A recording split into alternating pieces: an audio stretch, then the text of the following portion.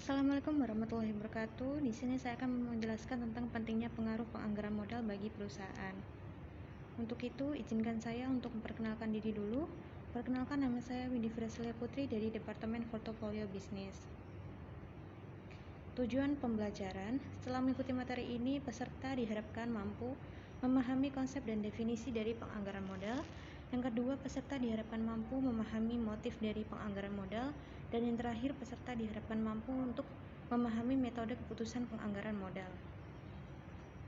Di sini ada gambaran umum tentang materi ini. Alur materi dalam pembahasan topik pengaruh penganggaran modal bagi perusahaan sebagai berikut. Yang pertama ada konsep dan definisi dari penganggaran modal. Yang kedua, motif dari penganggaran modal, dan yang terakhir tentang metode keputusan penganggaran modal. Untuk materi yang pertama, di sini ada tujuan dari konten materi 1, yaitu 1. Memahami konsep dan definisi dari penganggaran modal. Yang kedua, memahami fungsi penganggaran modal, dan yang terakhir mengetahui tahap-tahap penganggaran modal. Di sini ada penjabaran dari penganggaran modal. Definisi penganggaran modal yaitu merupakan proses evaluasi dan pemilihan investasi jangka panjang yang konsisten terhadap maksimalisasi tujuan perusahaan.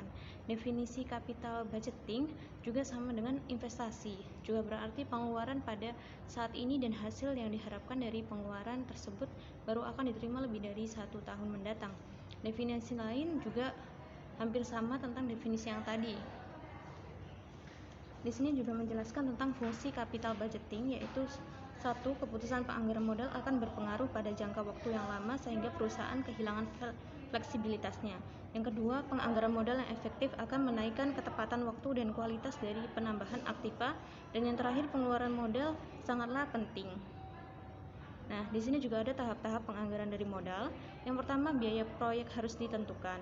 Yang kedua, manajemen harus memperkirakan aliran kas yang diharapkan dari proyek, termasuk nilai akhir aktiva. Yang ketiga, resiko dari aliran kas proyek harus diestimasi terlebih dahulu. Dan yang keempat, dengan mengetahui resiko dari proyek, manajemen harus menentukan biaya modal yang tepat untuk mendiskon aliran kas proyek. Yang kelima, dengan menggunakan nilai waktu uang, aliran kas masuk yang diharapkan digunakan untuk memperkirakan nilai aktiva. Dan yang terakhir, nilai sekarang dari aliran kas yang diharapkan dibandingkan dengan biaya-biayanya. Nah, di sini ada materi yang kedua tentang motif capital budgeting atau penganggaran modal. Di sini terdapat tujuan dari konten materi kedua. Yang pertama, mengetahui motif dari penganggaran modal. Yang kedua, memahami jenis-jenis keputusan penganggaran modal. Dan yang terakhir, memahami prinsip dari proses penganggaran modal. Di sini ada motif capital budgeting atau penganggaran modal. Yang pertama, pengembangan produk baru atau pembelian aktiva baru. Yang kedua, pengurangan biaya dengan mengganti aktiva yang tidak efisien. Yang terakhir, modernisasi atas aktiva tetap. Nah, di sini juga ada jenis-jenis keputusan penganggaran modal. Yang pertama, penambahan dan perluasan fasilitas. Yang kedua, produk baru. Yang ketiga, inovasi dan perluasan produk. Yang keempat, penggantian atau replacement, menyewa atau membuat atau membeli.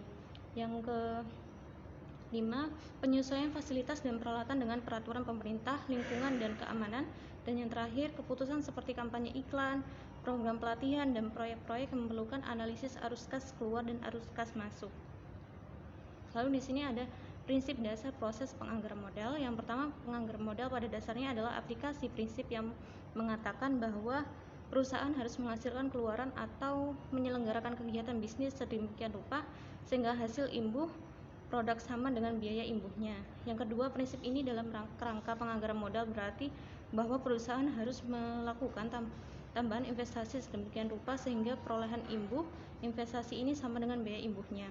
Daftar berbagai proyek investasi dari hasil yang tertinggi hingga yang terendah mencerminkan kebutuhan perusahaan akan modal untuk investasi. Yang terakhir, biaya imbuh dari berbagai daftar investasi itu memberi petunjuk tentang upaya perusahaan untuk memperoleh tambahan modal guna membiayai investasi. Biaya imbuh modal berarti sejumlah biaya yang harus ditanggung oleh perusahaan untuk memperoleh dana dari luar, misalnya meminjam atau menjual saham, dan biaya tumbal atau opportunity cost dari dana sendiri yang dapat diperoleh. Di sini ada proses capital budgeting atau penganggaran modal. Yang pertama, pembuatan proposal. Yang kedua, kajian dan analisa. Yang ketiga, pengambilan keputusan. Yang keempat, implementasi. Dan kelima, tentang follow up atau tindak lanjut. Di sini ada materi yang ketiga tentang metode keputusan penganggaran modal. Tujuan dari konten materi ketiga yang pertama, memahami metode penganggaran modal payback period. Yang kedua, memahami metode penganggaran modal net present value. Yang ketiga, memahami metode penganggaran modal internal rate of return. Yang pertama tentang payback period adalah target waktu yang dibutuhkan oleh perusahaan untuk mengembalikan investasi awal yang dihitungkan dari cash inflow-nya. Rumus period pengembalian jika arus kas per tahun jumlahnya berbeda, yaitu payback period sama dengan N A kurangi B bagi C kurangi B kali 1 tahun. Lalu rumus period pengembalian jika arus kas per tahun jumlahnya sama, yaitu payback period investasi awal dibagi arus kas dikali 1 tahun.